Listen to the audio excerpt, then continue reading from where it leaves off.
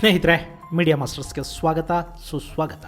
ಗೆಳೆಯರೆ, ಬ್ಲೆಸ್ಸಿಂಗ್ಸ್ ಇನ್ ಡಿಸ್ಗೈಸ್ ಅನ್ನೋ ಒಂದು ಮಾತಿದೆ. ಕೆಲವು ಬಾರಿ ಕೆಟ್ಟ ಘಟನೆಗಳಿಂದ ಕೂಡ ಏನೋ ಒಂದು ಒಳಿತಾಗಿ ಬಿಡುತ್ತಂತೆ. ಅಂಥ ಸಾಕಷ್ಟು ಘಟನೆಗಳನ್ನ ನಾವು ಕೂಡ ನೋಡಿರ್ತೀವಿ. ಇಲ್ಲಿ ನಾನು ನಿಮಗೆ ಹೇಳೋದಕ್ಕೆ ಹೋಗ್ತಾ ಇರೋದು ಕೂಡ ಅಂಥದ್ದೇ ಒಂದು ಕೆಡುಕಿನ ನಂತರ ಕಂಡುಬಂದ ಒಳಿತಿನ ವಿಷಯ. ಸ್ನೇಹಿತರೆ, 2004ರಲ್ಲಿ ಸುನಾಮಿ ಬಂತು. ಅತ್ಯಮೂಲ್ಯ ಜೀವಗಳನ್ನ ಸಮುದ್ರ ತನ್ನ ನೀರ್ನಾಲಿಗೆಗಳ ಮೂಲಕ ಹೊತ್ತೊಯ್ತು. ಹಾಗೆ ಸಾಗರದ ಆರ್ಭಟ ಇಳಿದ ಮೇಲೆ ಅಲ್ಲಿಗೆ ಹೋದವರಿಗೆ ಆಶ್ಚರ್ಯ ಕಾದಿತ್ತು. ಸಮುದ್ರದ ನೀರು ಕೊರೆದು ಹಾಕಿದ್ದ ತೀರದಲ್ಲಿ ಒಂದು ಶಿಲಾಶಾಸನ ಇತ್ತು. ಅದನ್ನ ಹುಡುಕೊಂಡು ಹೋದವರಿಗೆ ಅಲ್ಲಿ ಪುರಾತನ ದೇವಾಲಯದ ಅವಶೇಷಗಳು ಕಾಣಿಸ್ಕೊಂಡ್ವು. ಅದು ಎಷ್ಟು ಸಾವಿರ ವರ್ಷಗಳ ಹಿಂದೆ ಇಲ್ಲಿನ ಮಣ್ಣಲ್ಲಿ ಮಣ್ಣಾಗಿ ಹೋಗಿತ್ತು ಆ ದೇವಾಲಯ. ಸರಿ, ಪುರಾತತ್ವ ಇಲಾಖೆಯ ಅಧಿಕಾರಿಗಳು ಅದನ್ನು ಪರಿಶೀಲಿಸಿ ನೋಡಿದ್ರು. ಅವರ ಮುಖದಲ್ಲಿ ಆಶ್ಚರ್ಯ ಆಯಿತು. ಯಾಕೆಂದ್ರೆ ಅದು ಇವತ್ತು ನೆನ್ನೆಯದಲ್ಲ, ಸುಮಾರು 22 ಶತಮಾನಗಳು ಅಂದ್ರೆ 2200 ವರ್ಷಗಳ ಪುರಾತನ ದೇವಾಲಯ ಆಗಿತ್ತು. ಅಷ್ಟೇ ಅಲ್ಲ, ಅದು ಅವತ್ತಿಗೇನೆ ಇಟ್ಟಿಗೆಯನ್ನು ಬಳಸಿ ನಿರ್ಮಿಸಲಾಗಿದ್ದ ದೇವಾಲಯ ಆಗಿತ್ತು. ಅಲ್ಲಿ ರಾಷ್ಟ್ರಕೂಟರ 3ನೇ ಕೃಷ್ಣನ ಶಾಸನ ಸಿಕ್ಕಿದ್ದು ಕರ್ನಾಟಕಕ್ಕೂ ಆ ಪ್ರದೇಶಕ್ಕೂ ಇದ್ದ ಸಂಬಂಧವನ್ನು ಹೇಳ್ತಾ ಇತ್ತು. ಹಾಗಾದ್ರೆ ಯಾವುದಾ ದೇವಾಲಯ? ಅದು ಸಿಕ್ಕಿದ್ದೆಲ್ಲಿ? ಅದರ ಐತಿಹಾಸಿಕ ಹಿನ್ನೆಲೆ ಏನು? ಪುರಾತತ್ವ ಇಲಾಖೆ ಈ ಬಗ್ಗೆ ಹೇಳ್ತಿರೋದೇನು ಅನ್ನೋದ್ರ ಬಗ್ಗೆ ಒಂದಷ್ಟು ಮಾಹಿತಿಯನ್ನು ನೋಡೋ ಪ್ರಯತ್ನ ಮಾಡೋಣ.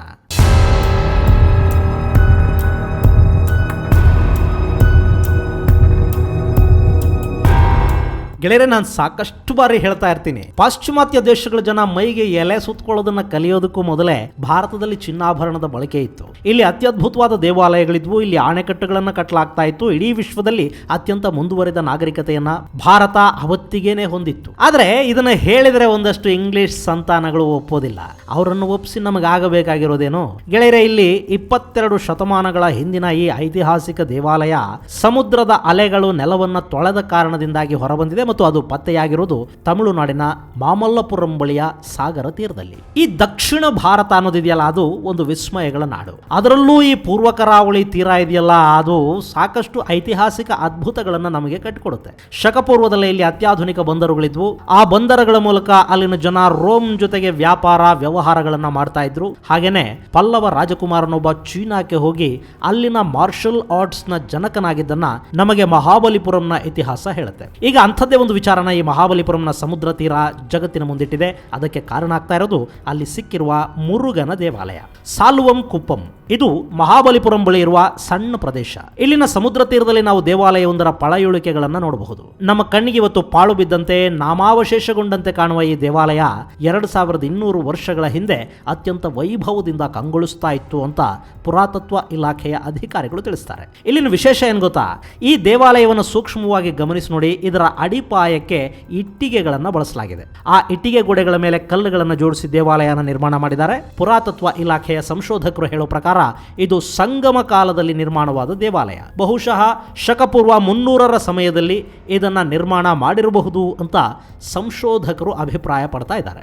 ಆ ನಂತರದಲ್ಲಿ ಈ ದೇವಾಲಯವನ್ನ ಪಲ್ಲವರು, ಚೋಳರು ಅಭಿವೃದ್ಧಿಪಡಿಸಿದ ಬಗ್ಗೆ ಶಾಸನಗಳು ಸಿಗುತ್ತವೆ. ಇನ್ನು 8ನೇ ಶತಮಾನದ ಹೊತ್ತಿಗೆ ಪಲ್ಲವ ಅರಸರು ಈ ದೇವಾಲಯವನ್ನ ಸಂಪೂರ್ಣವಾಗಿ ಮರು ನಿರ್ಮಾಣ ಮಾಡಿದ್ರು. ಆದ್ರೆ ಇದರ ಅಡಿಪಾಯವನ್ನ ಹಾಗೆ ಉಳಿಸ್ಕೊಂಡ್ರು ಅನ್ನೋದು ಕೂಡ ಇಲ್ಲಿ ಗೊತ್ತಾಗ್ತಾ ಇದೆ. ಇದು ಭಾರತದ ಅತ್ಯಂತ ಪುರಾತನ ದೇವಾಲಯಗಳ ಸಾಲಿಗೆ ಸೇರ್ತಿರೋದಷ್ಟೇ ಅಲ್ಲದೆ ಶತಮಾನಗಳ ಹಿಂದೆ ಇಲ್ಲಿದ್ದ ವಿಗ್ರಹಾರಾಧನಾ ಪದ್ಧತಿಯ ಬಗ್ಗೆ ಹಾಗೂ ದಕ್ಷಿಣದ ನಿರ್ಮಾಣ ಶೈಲಿಯ ಬಗ್ಗೆ ಕೂಡ ನಮಗಿದು ಮಾಹಿತಿಯನ್ನ ಕೊಡ್ತಾ ಇದೆ. ದಕ್ಷಿಣದಲ್ಲಿನ ಪುರಾತನ ದೇವಾಲಯಗಳು ಅಂದ್ರೆ ಅವು ಸಾಮಾನ್ಯವಾಗಿ ಶೈವ ಆಲಯಗಳೇ ಆಗಿರುತ್ತವೆ. ಒಂದು ಶಿವನ ದೇವಾಲಯಗಳಾಗಿರುತ್ತವೆ ಅಥವಾ ಮುರುಗನ ದೇವಾಲಯಗಳಾಗಿರುತ್ತವೆ. ಇಲ್ಲಿ ಸಿಕ್ಕಿರೋ ಈ ದೇವಾಲಯ ಮುರುಗನಿಗೆ ಅರ್ಪಿತವಾದ ದೇವಾಲಯ. ಇಲ್ಲಿ ಸಿಕ್ಕಿರೋ ನಂದಿ ವಿಗ್ರಹ ಶಿವನ ದೇವಾಲಯವು ಕೂಡ ಇಲ್ಲಿತ್ತು ಅನ್ನೋದಕ್ಕೆ ಸಾಕ್ಷಿಯನ್ನು ಒದಗಿಸ್ತಾ ಇದೆ. 2200 ವರ್ಷಗಳ ಹಿಂದೆ ಇಟ್ಟಿಗೆಗಳನ್ನು ಬಳಸಿ ನಿರ್ಮಾಣ ಮಾಡಲಾದ ಈ ದೇವಾಲಯ ಮುಂದೆ ಕಾಲಾಂತರದಲ್ಲಿ ದಕ್ಷಿಣ ಭಾರತವನ್ನು ಆಳಿದ್ದ ಬಹುತೇಕ ಅರಸರ ಅವಧಿಯಲ್ಲಿ ಜೀರ್ಣೋದ್ಧಾರಗೊಳಿಸಲ್ಪಡ್ತು. ಇಲ್ಲಿರೋ ಕಂಬ ಶಾಸನಗಳು ಪಲ್ಲವರ ದಂತಿವರ್ಮ, 3ನೇ ನಂದಿವರ್ಮ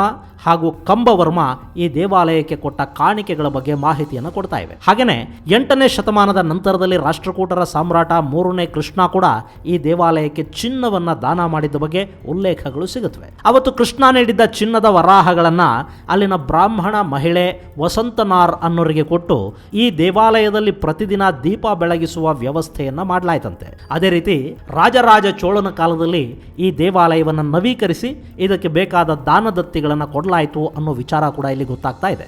ಹಾಗೆಯೇ ಪರಾಂತಕ ಚೋಳ, ಕುಲೋತ್ತುಂಗ ಚೋಳನ ಕಾಲದಲ್ಲಿ ಕೂಡ ಸಾಕಷ್ಟು ಅಭಿವೃದ್ಧಿ ಕಾರ್ಯಗಳು ನಡೆದ ಬಗ್ಗೆ ಶಾಸನಗಳು ಸಾಕ್ಷಿಯನ್ನು ಹೇಳ್ತಾ ಇವೆ. ಇನ್ನು ಇಲ್ಲಿರೋ ಶಾಸನಗಳು ಹೇಳೋ ಕೊನೆಯ ಹೆಸರು ಅಂದ್ರೆ ಅದು 3ನೇ ರಾಜೇಂದ್ರ ಚೋಳನದ್ದು. ಅವನ ನಂತರ ಯಾವುದೇ ಅರಸರ ಬಗ್ಗೆ ಕೂಡ ಈ ದೇವಾಲಯದ ಶಾಸನಗಳಲ್ಲಿ ಉಲ್ಲೇಖಗಳು ಸಿಗ್ತಾ ಇಲ್ಲ.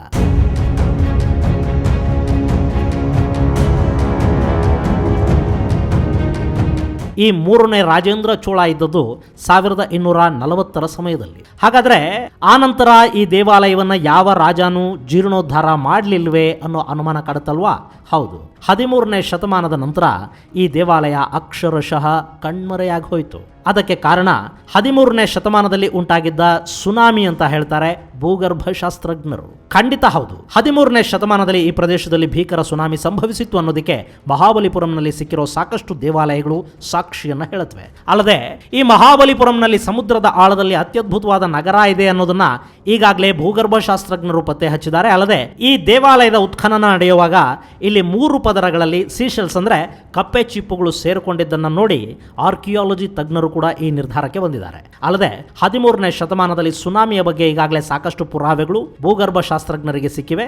ಈ ದೇವಾಲಯ 13ನೇ ಶತಮಾನದಲ್ಲಿ ಉಂಟಾದ ಸುನಾಮಿಯಿಂದಾಗಿ ನೀರಲ್ಲಿ ಮುಳುಗಿ ಹೋಗಿರಬಹುದು. ಆ ನಂತರದ ಬೆಳವಣಿಗೆಗಳಲ್ಲಿ ಇಲ್ಲಿ ಮರಳು ತುಂಬಿಕೊಂಡು ಸಮುದ್ರ ಸಾಮಾನ್ಯ ಸ್ಥಿತಿಗೆ ಮರಳಿದ ನಂತರ ಇದು ಮರಳಲ್ಲಿ ಮುಚ್ಚಿ ಹೋಗಿರುವ ಸಾಧ್ಯತೆಗಳಿವೆ. ಹೀಗಾಗಿ ಈ ದೇವಾಲಯ ಆ ನಂತರದ ಅರಸರ ಕಣ್ಣಿಗೆ ಬಿದ್ದಿರಲಿಲ್ಲ ಅನ್ನೋ ನಿರ್ಧಾರಕ್ಕೆ ಇಲ್ಲಿ ಬರಲಾಗಿದೆ. ಅಂದ್ರೆ ಈ ಸಮುದ್ರ ತೀರಕ್ಕೆ ಸುನಾಮಿಗಳು ಹೊಸವೇನಲ್ಲ. ಇನ್ನೂ ಒಂದು ಇಲ್ಲಿನ ವಿಶೇಷ ಅಂದ್ರೆ ಈ ಪ್ರದೇಶದಲ್ಲಿ 13ನೇ ಶತಮಾನದಲ್ಲಿ ಸುನಾಮಿ ಹೇಳೋದಕ್ಕೂ ಮೊದಲೇ ಒಂದು ಸುನಾಮಿ ಸಂಭವಿಸಿತ್ತು. ಈ ವಿಷಯವನ್ನ ಭೂಗರ್ಭ ಶಾಸ್ತ್ರಜ್ಞರು ಖಚಿತಪಡಿಸುತ್ತಾರೆ. ಆ ಸುನಾಮಿ ಸುಮಾರು 2200 ವರ್ಷಗಳಿಗೂ ಮೊದಲು ಸಂಭವಿಸಿರೋ ಸಾಧ್ಯತೆ ಇದೆ ಅನ್ನೋದು ಅವರ ಅಭಿಪ್ರಾಯ. ಇನ್ನು ಆ ಕಾಲಕ್ಕೆ ಇಲ್ಲಿ ಇಟ್ಟಿಗೆಯಿಂದ ನಿರ್ಮಾಣ ಮಾಡಲಾದ ದೇವಾಲಯ ಆಯಿತು. ಅದು ಸುನಾಮಿಯಿಂದ ನಾಶವಾಗಿ ಅದರ ಪಳೆಯುಳಿಕೆಗಳು ಮಾತ್ರ ಉಳ್ಕೊಂಡಿದ್ವು. ಅವು ಪಲ್ಲವ ಅರಸರ ಕಣ್ಣಿಗೆ ಬಿದ್ವು. ಅವರು ಆ ನಂತರದಲ್ಲಿ ಇಲ್ಲಿ ಗ್ರಾನೈಟ್ ಕಲ್ಲುಗಳನ್ನು ಬಳಸಿ ದೇವಾಲಯವನ್ನು ನಿರ್ಮಾಣ ಮಾಡಿರುವ ಸಾಧ್ಯತೆಗಳಿವೆ ಅನ್ನೋದು ಪುರಾತತ್ವ ಇಲಾಖೆಯ ಸಂಶೋಧಕರ ಅಭಿಪ್ರಾಯ. ಇದು ಕೂಡ ನಿಜ ಇರಬಹುದು. ಯಾಕೆಂದ್ರೆ ಪಲ್ಲವರು ಕ್ರಿಸ್ತ ಶಕ 4ನೇ ಶತಮಾನದಿಂದ ಕಂಚಿಯನ್ನ ಕೇಂದ್ರವನ್ನಾಗಿ ಮಾಡಿಕೊಂಡು ಆಳ್ವಿಕೆಯನ್ನು ಮಾಡ್ತಾ ಇದ್ರು. ಕಂಚಿಯ ಸುತ್ತಮುತ್ತಲ ಪ್ರದೇಶವೆಲ್ಲ ಇವರ ಆಡಳಿತಕ್ಕೊಳಪಟ್ಟಿತ್ತು. ಹೀಗಾಗಿ ಅವರೇ ಈ ದೇವಾಲಯವನ್ನು ಕಟ್ಟಿರಬಹುದು ಅಂತ ಅಂದಾಜು ಮಾಡಲಾಗ್ತಾ ಇದೆ. ಇನ್ನು ಈ ದೇವಾಲಯ ಮುರುಗನದ್ದೇ ಅನ್ನೋ ನಿರ್ಧಾರಕ್ಕೆ ಹೇಗೆ ಬರಲಾಯಿತು ಅನ್ನೋದನ್ನು ನೋಡಿದ್ರೆ ಅಲ್ಲಿ ನಮಗೆ ಕಲ್ಲಿನ ವೇಲಾಯುಧವೊಂದು ಕಣ್ಣಿಗೆ ಬೀಳುತ್ತೆ. ಸಾಮಾನ್ಯವಾಗಿ ಮುರುಗನ ದೇವಾಲಯದಲ್ಲಿ ವೇಲ್ ಆಯುಧವನ್ನ ಸ್ಥಾಪಿಸೋದು ವಾಡಿಕೆ. ಇಲ್ಲಿ ಕೂಡ ದೇವಾಲಯದ ಹೊರ ಆವರಣದಲ್ಲಿ ಕಲ್ಲಿನ ವೇಲಾಯುಧ ಇದೆ. ಅದನ್ನ ಇವತ್ತಿಗೂ ಕೂಡ ನಾವು ನೋಡಬಹುದು. ಈ ಕಾರಣದಿಂದಲೇ ಇದನ್ನ ಮುರುಗನ ದೇವಾಲಯ ಅಂತ ಗುರುತಿಸಲಾಗ್ತಾ ಇರೋದು. ಸ್ನೇಹಿತರೆ, ಈ ದೇವಾಲಯದ ವಿಶೇಷ ಏನಪ್ಪಾ ಅಂದ್ರೆ ಇದು ಒಂದಲ್ಲ ಹಲವು ಸುನಾಮಿಗಳನ್ನು ನೋಡಿದೆ. ನಾವು 2004ರ ಸುನಾಮಿಯನ್ನು ನೋಡಿ ಸಮುದ್ರದ ಭೀಕರತೆಗೆ ಕಂಗಾಲಾಗಿ ಹೋಗಿದ್ವಿ. ಸಾಗರದ ತೀರದಲ್ಲಿ ಚಂಡಮಾರುತಗಳೇಳೋದು, ಇಲ್ಲಿನ ಜನರನ್ನ ಆಹುತಿ ತಗೊಳ್ಳೋದು ಇದು ಹೊಸ ವಿಷಯ ಏನಾಗಿರಲಿಲ್ಲ. ಈ ಹಿಂದೆ ಧನುಷ್ಕೋಟಿಯಲ್ಲಿ 100 ಜನ ಸಾವನ್ನಪ್ಪಿದ ವಿಷಯ ಕೂಡ ಗೊತ್ತಿಲ್ಲದೇನಲ್ಲ. ಆದ್ರೆ 2004ರವರೆಗೆ ಸುನಾಮಿ ಅನ್ನೋದು ನಮಗೆ ಹೊಸತಾಗಿತ್ತು. ಇನ್ನು ಈ ದೇವಾಲಯದ ಇತಿಹಾಸವನ್ನು ನಾವು ನೋಡ್ತಾ ಇದ್ರೆ ಪೂರ್ವ ಕರಾವಳಿ ತೀರ ಸಾಕಷ್ಟು ಸುನಾಮಿಗಳನ್ನ ಕಂಡಿರೋ ಬಗ್ಗೆ ಈ ಆಲಯ ಸಾಕ್ಷಿಯನ್ನು ಹೇಳ್ತಾ ಇದೆ. ಹೀಗೆ 2 ಸುನಾಮಿಗಳಿಂದ ನಾಶ ಆಗಿದ್ದ ಈ ದೇವಾಲಯ 3ನೇ ಬಾರಿಗೆ ಅದೇ ರೀತಿಯ ಸುನಾಮಿಯಿಂದ ಮತ್ತೆ ಹೊರ ಜಗತ್ತಿಗೆ ಗೋಚರಿಸಿದೆ.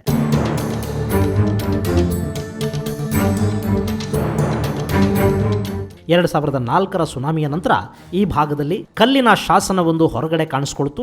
ಮರಳಿನ ಆಳದಲ್ಲಿ ಹುದುಗಿ ಹೋಗಿದ್ದ ಆ ಶಾಸನವನ್ನು ಕಂಡ ಜನ ಅದನ್ನು ಪುರಾತತ್ವ ಇಲಾಖೆಗೆ ತಿಳಿಸಿದ್ರು. ಆ ಶಾಸನದ ಬೆನ್ನತ್ತಿ ಹೊರಟ ಪುರಾತತ್ವ ಇಲಾಖೆಗೆ ಈ ದೇವಾಲಯದ ಜಾಡು ಸಿಕ್ಕಿತ್ತು. ಆನಂತರ ಈ ಜಾಗದಲ್ಲಿ ಉತ್ಖನನ ನಡೆಸಿದ ತಂಡಕ್ಕೆ ಇಲ್ಲಿನ ದೇವಾಲಯ ಕಣ್ಣಿಗೆ ಬಿದ್ದಿದೆ. ಈ ದೇವಾಲಯವನ್ನ ಮಹಾಬಲಿಪುರಂನ 7 ಪಗೋಡಾಗಳ ಪೈಕಿ ಒಂದು ಅಂತ ಕೂಡ ಗುರುತಿಸುವುದುಂಟು. ಆದರೆ ಅದಕ್ಕೆ ಸ್ಪಷ್ಟವಾದ ಪುರಾವೆಗಳು ಇಲ್ಲ. ಇನ್ನು ಈ ದೇವಾಲಯದಲ್ಲಿನ ಕಂಬ ಶಾಸನಗಳು ದಕ್ಷಿಣ ಭಾರತದ ಅರಸರು, ರಾಜವಂಶಗಳು ಹಾಗೂ ಅವರ ಕೊಡುಗೆಗಳನ್ನ ಇಂದಿನ ಜಗತ್ತಿಗೆ ತಿಳಿಸ್ತಾ ನಿಂತಿವೆ. ಈ ದೇವಾಲಯವನ್ನು ಪತ್ತೆ ಮಾಡಿದ ತಂಡದಲ್ಲಿ ಚೆನ್ನೈ ಸರ್ಕಲ್ನ ಆರ್ಕಿಯಾಲಜಿ ಸೂಪರಿಂಟೆಂಡೆಂಟ್ ಆಗಿದ್ದ ಡಾಕ್ಟರ್ ಟಿ ಸತ್ಯಮೂರ್ತಿ ಅವರಿದ್ರು. ಅವರು ಹೇಳೋ ಪ್ರಕಾರ ಈ ದೇವಾಲಯ ಇಟ್ಟಿಗೆಗಳಿಂದ ಕಟ್ಟಲಾಗಿದ್ದು ಸುಮಾರು 27 ಕೋರ್ಸ್ ಇಟ್ಟಿಗೆಯ ನಿರ್ಮಾಣದ ಮೇಲೆ ಗರ್ಭಗೃಹವನ್ನು ನಿರ್ಮಾಣ ಮಾಡಲಾಗಿದೆ. ಈ ಗರ್ಭಗೃಹ ಚೌಕಾಕಾರದಲ್ಲಿದ್ದು ಇದು ಸಂಗಮ ಕಾಲದ ದೇವಾಲಯ ಅನ್ನೋ ಬಗ್ಗೆ ಯಾವ ಅನುಮಾನಗಳು ಉಳಿದಿಲ್ಲ. ಹಾಗೇನೆ ಇಲ್ಲಿನ ಇಟ್ಟಿಗೆಗಳನ್ನು ನೋಡಿದ್ರೆ ಇವು ಚೋಳರ ಕಾಲದಲ್ಲಿ ಬಳಸಲಾಗ್ತಾ ಇದ್ದ ಇಟ್ಟಿಗೆಗಳನ್ನು ಹೋಲುತ್ತವೆ. ಇದೇ ರೀತಿಯಾದ ಇಟ್ಟಿಗೆಗಳನ್ನ ಚೋಳರ ಮೊದಲ ರಾಜಧಾನಿಯಾಗಿದ್ದ ಕಾವೇರಿಪಟ್ಟಣಂ, ಆ ನಂತರದ ರಾಜಧಾನಿಯಾಗಿದ್ದ ತಂಜಾವೂರು ಹಾಗೂ ಅಲ್ಲಿನ ಸುತ್ತಮುತ್ತಲಿನ ಉರಯೂರು, ಮುಂಗಡ ಹಾಗೂ ಅರಿಕ್ಕಮೇಡುಗಳಲ್ಲಿ ಕೂಡ ನಾವು ನೋಡೋದಕ್ಕೆ ಸಾಧ್ಯ ಆಗ್ತಾ ಇದೆ. ಅಲ್ಲದೆ ಈ ದೇವಾಲಯ ಉತ್ತರ ದಿಕ್ಕಿಗೆ ಮುಖ್ಯದ್ವಾರವನ್ನು ಹೊಂದಿರೋದ್ರಿಂದ ಇದು ಆಗಮಶಾಸ್ತ್ರದ ಪ್ರಕಾರ ಕಟ್ಟಿರೋ ದೇವಾಲಯ ಅಲ್ಲ ಅನ್ನೋದು ಕೂಡ ಇಲ್ಲಿ ಸ್ಪಷ್ಟ ಆಗುತ್ತೆ. ಯಾಕೆಂದ್ರೆ ಸಾಮಾನ್ಯವಾಗಿ ಆಗಮಶಾಸ್ತ್ರವನ್ನು ಆಧಾರ ಮಾಡಿಕೊಂಡು ನಿರ್ಮಾಣ ಮಾಡಲಾಗಿರುವ ದೇವಾಲಯಗಳು ಮುಖ್ಯದ್ವಾರವನ್ನು ಪೂರ್ವಕ್ಕೆ ಅಥವಾ ಪಶ್ಚಿಮಕ್ಕೆ ಹೊಂದಿರುತ್ತವೆ. ಆದರೆ ಇದು ಉತ್ತರ ದಿಕ್ಕಿನಲ್ಲಿ ದ್ವಾರವನ್ನು ಹೊಂದಿರುವ ದೇವಾಲಯವಾಗಿರೋದ್ರಿಂದ ಇದು ಆಗಮಶಾಸ್ತ್ರಕ್ಕೆ ಸಂಬಂಧಪಟ್ಟ ದೇವಾಲಯ ಅಲ್ಲ ಅನ್ನೋ ನಿರ್ಧಾರಕ್ಕೆ ಬರಬೇಕಾಗಿದೆ ಅಂತ ಸತ್ಯಮೂರ್ತಿ ಹೇಳ್ತಾರೆ. ಹಾಗೇನೆ ಇಲ್ಲಿ ಸಿಕ್ಕಿದ್ದ ಕಪ್ಪೆ ಚಿಪ್ಪುಗಳನ್ನು ಕಾರ್ಬನ್ ಡೇಟಿಂಗ್ಗೆ ಒಳಪಡಿಸಿದಾಗ ಅವುಗಳ ಕಾಲಘಟ್ಟ ಬೇರೆ ಬೇರೆ ಕಾಲಮಾನಕ್ಕೆ ಸೇರಿದ್ದಾಗಿತ್ತು ಅನ್ನೋದು ಕೂಡ ಗೊತ್ತಾಗಿದೆ. ಒಂದು ಲೇಯರ್ನ ವಸ್ತುಗಳು 4ನೇ ಶತಮಾನದ ಕಾಲಘಟ್ಟಕ್ಕೆ ಸೇರಿದ್ದವಾಗಿದ್ರೆ ಇನ್ನೊಂದು ಲೇಯರ್ನಲ್ಲಿದ್ದ ವಸ್ತುಗಳು 11, 12ನೇ ಶತಮಾನಕ್ಕೆ ಸೇರಿರಬಹುದು ಅಂತ ಗೊತ್ತಾಗ್ತಾ ಇದೆ. ಆದರೆ ಇಲ್ಲಿ ಸಿಕ್ಕಿರೋ ಶಾಸನದಲ್ಲಿ 3ನೇ ರಾಜೇಂದ್ರ ಚೋಳನ ಹೆಸರಿರೋದ್ರಿಂದ ಇಲ್ಲಿ ಸುನಾಮಿ 13ನೇ ಶತಮಾನದ ಮಧ್ಯಭಾಗದಲ್ಲಿ ಅಥವಾ ಕೊನೆಯ ಭಾಗದಲ್ಲಿ ಸಂಭವಿಸಿರಬಹುದು ಅಂತ ಅಂದಾಜು ಮಾಡಲಾಗ್ತಾ ಇದೆ. ಒಟ್ಟಲ್ಲಿ ಇದೊಂದು ದೇವಾಲಯ ಭಾರತದಲ್ಲಿ ಸಂಭವಿಸಿದ್ದ ಜಗತ್ತಿಗೆ ಗೊತ್ತಿರದ 2 ಸುನಾಮಿಗಳ ಬಗ್ಗೆ ಹಾಗೂ 2200 ವರ್ಷಗಳ ಹಿಂದೆ ಭಾರತೀಯರ ನಿರ್ಮಾಣ ಕೌಶಲ್ಯದ ಬಗ್ಗೆ ಮಾಹಿತಿಯನ್ನು ಹೊರಹಾಕ್ತಾ ಇದೆ. ವಿಶೇಷ ಅಂದ್ರೆ ಯಾವ ಸುನಾಮಿ ದೇವಾಲಯವನ್ನು ನಾಶ ಮಾಡ್ತೋ ಅದೇ ಸುನಾಮಿ ಈ ದೇವಾಲಯದ ಇರುವಿಕೆಯನ್ನು ತೋರಿಸಿಕೊಡ್ತಾ ಇದೆ ಅನ್ನೋದು. ಇದನ್ನೇ ಅಲ್ವಾ ವಿಸ್ಮಯ ಅಂತ ಹೇಳೋದು. ಗೆಳೆಯರೆ, ನಮ್ಮ ಪುರಾತನ ಭಾರತದ ಇತಿಹಾಸದ ಬಗ್ಗೆ ಸಾಕಷ್ಟು ಉತ್ಖನನಗಳು ಇನ್ನೂ ನಡೀಬೇಕಿದೆ. ಸಮುದ್ರ ದಾಳದಲ್ಲಿ ಹುದುಗಿರುವ ನಗರಗಳ ಬಗ್ಗೆ ಮಾಹಿತಿಯನ್ನು ಕಲೆ ಹಾಕಬೇಕಿದೆ.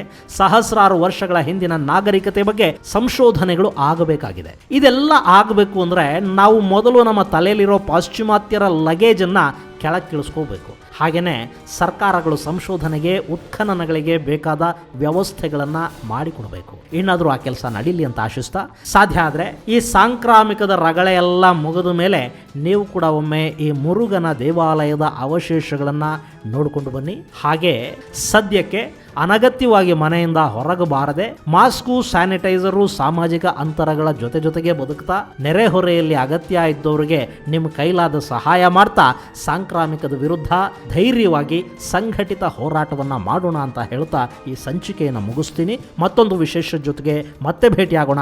ಅಲ್ಲಿವರೆಗೆ ಜೈ ಹಿಂದ್, ಜೈ ಕರ್ನಾಟಕ.